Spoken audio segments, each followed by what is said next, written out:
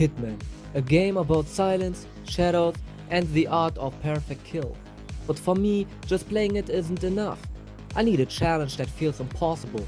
So, here are the rules. I must remain completely unseen, not even for a single frame. So, that means no yellow warnings, no suspicious NPCs. I can't subdue or pacify anyone. No kills unless they look like accidents. But now it's getting complicated and it requires urgent attention. I was allowed to choose 5 bullets to shoot my targets, as long as I didn't lose the silent assassin status. That's why I had to carefully consider my selection of bullet kill. No disguises, only the default suit, the classic look, the hard weight. And silent assassin status? It has to stay green. If it slips even once, I have to reset the mission. This is not just about completing the game, this is about mastering it on my own brutal terms. Our first stop is Paris, a grand fashion show with hundreds of eyes and 2 high-profile targets. Viktor Novikov, a Russian fashion mogul and leader of the spy network IAGO, and Dalia Mogolis, a former Israeli model, high-ranking member of IAGO, hosting a secret auction. And did I forget something? They both must die tonight.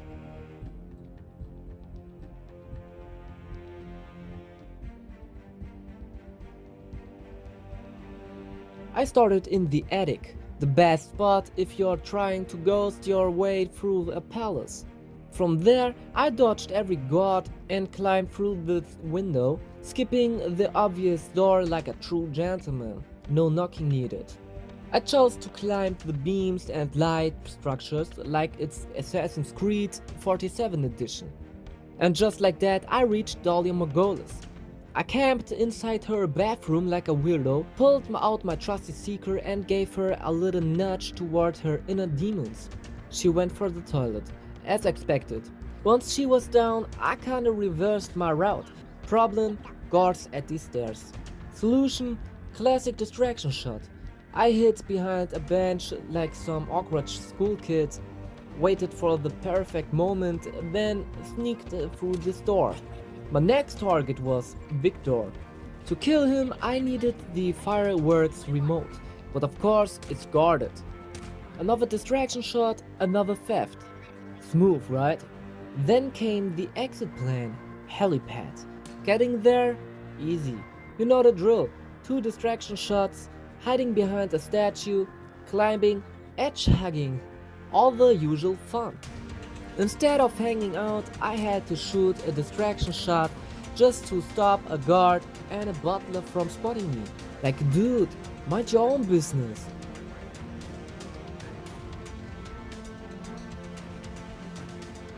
Once I made it to the little hut near the helipad, I grabbed the propane tank, activated the fireworks to lure Victor out, and then boom! A beautiful sparkling accident, truly festive. With both targets down, I ran straight to the helicopter and flew off to Sapienza.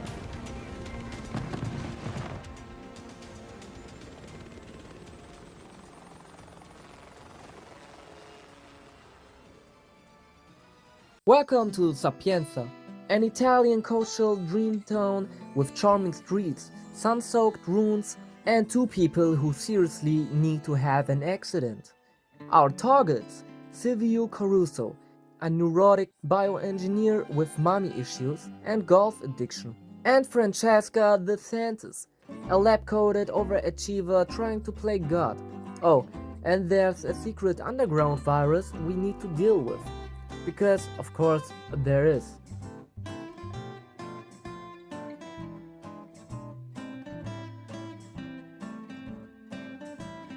I started at the ruins, because I had a plan. See, Caruso loves golf.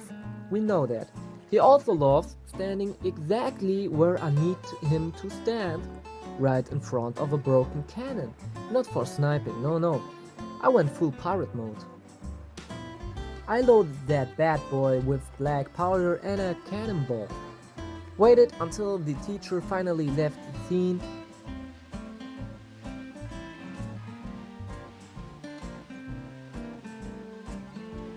And then, boom, Silvio got launched straight into a new career as modern art, all while keeping my Silent Assassin rating clean and green.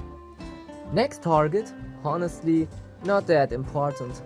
Instead of chasing her around, I let the virus do the work. Destroying it first forced her to run into the lab herself, right into my little setup.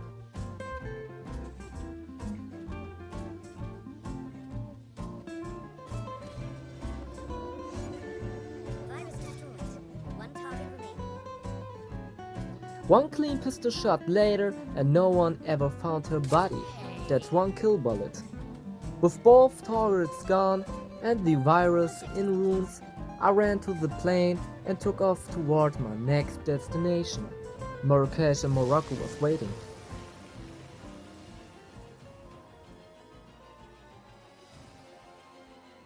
Next up, Marrakesh, Morocco. A city boiling with tension. Protests in the streets, soldiers on every corner, and of course, two very dead men walking.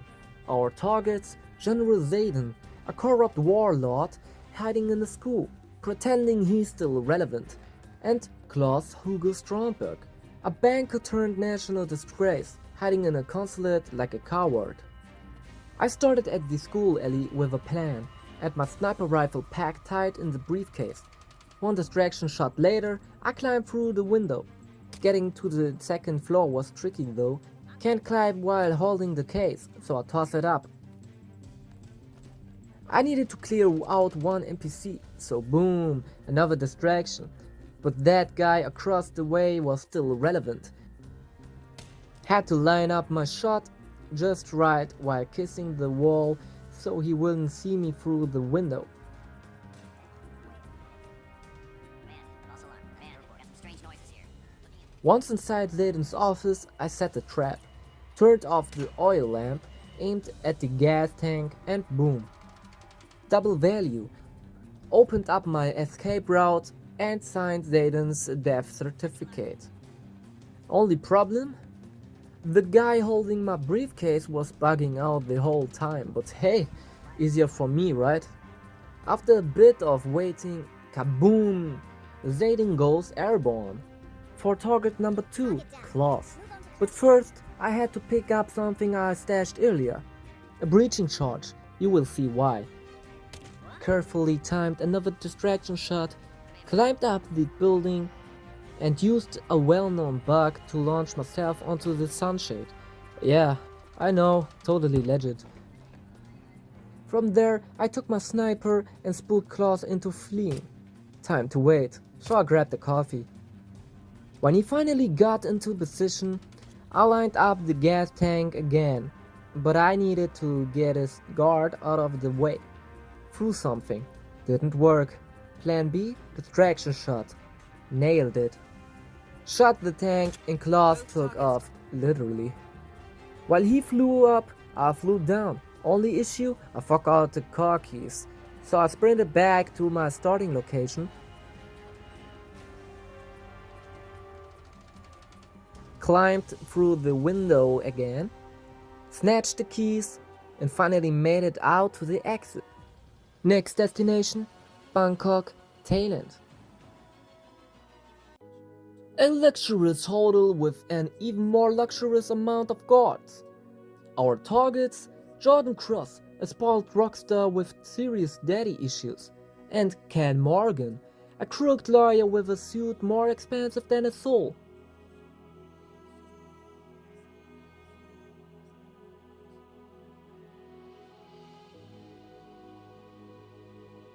In Bangkok, I brought exactly what I needed. My pistol, a sniper in the briefcase, a breaching charge, and, of course, my violin. I climbed to the top floor and sprinted to one of the windows. Time for some roof parkour. I bounced myself through the ceiling, landing straight into the next building. Yeah, it's not the usual route, but it's mine. I destroyed the camera, passed a few guards who clearly had better things to do, and climbed even higher. It's safe enough. Waiting in the bathroom, I camped this spot. When Jordan came close, one distraction shot was enough. I used my second kill bullet and dragged his lifeless body into the closet. No witnesses. Silent assassin stays green. I slid down the pipe and retraced my steps. Now came the real chaos. The propane tank. I stole it from the birthday party like it was a balloon. But getting to the target zone, risky as hell. I dropped it down, waited for the guards and camera to align, and slipped past them like I had cheat codes. One misstep would have blown the whole thing like my Afghan friend with his backpack. Once in place, I positioned the tank, waited for Ken Morgan to casually stroll by, and boom! Accidental explosion. Mission halfway done. I used the basement route to escape, which basically meant waiting and distractions. At one point, I even blew up an extinguisher just to get the guards to look the other way. With perfect timing, I bolted past the last staff member, opened the exit door, and ran like I just stole the minibar. And with my feet firmly back on the ground, I made my way to Colorado. A militia compound in the middle of nowhere. 4 paranoid targets, each deadlier than the last. Sean Rose, the man with the bomb plan. Ezra Burke, the creepy ex-Mossad guy with the siren hobby. Penelope Grace, ex-Interpol with a conscience too late. And Maya Pravati, military queenpin with a bad temper.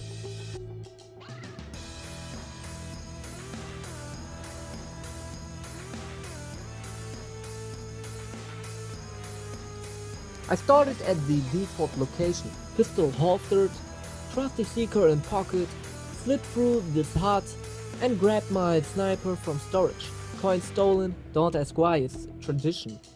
Spotted the propane tank and, like a true artist, threw it exactly where it needed to be. The militia panicked, I didn't. After letting things cool off, I climbed into the house. Time for Maya. Dropped another propane tank perfectly, waited again, corner guy distracted one more time, and kaboom! Maya out. Pure luck that no one traced it back to me. Silent assassin still alive. I waited, played it safe, then took a pistol and a crowbar just in case. Slipped into Ezra Burke's hut. 2 guards? Not for long, bro. Seeker. One gets sick, then the other, a long time with Ezra. My third kill bullet whispered goodnight. Body in the container, 3 down. Last up, Penelope's grave. I sneaked into the house and found a cozy container and waited. She stared at the clock, her guard stayed outside, perfect isolation. The penultimate kill bullet to send her off quietly, though she should be grateful for that, she didn't even flinch. Upstairs I scanned Sean's goofy face, let the hackers go crazy for me, grabbed the 3D printed mask and unlocked the basement door. One distraction shot, one last smirk at the Sean's lifeless digital twin, and out I went. Mission clean, 4 targets down, face scanned, next stop Hokkaido, Japan. Sushi, snow, and surgical precision. Japan, Hokkaido, my final destination. No, not the movie where people die. No room for mistakes. A cold, clinical hospital and the snowy peaks where every move matters. I had 2 targets left. Eric Sodas, a lying patient, and Yuki Yamazaki, a Japanese woman. I woke up as a dead patient. Yeah, fitting, right? And my first target, Eric Sodas.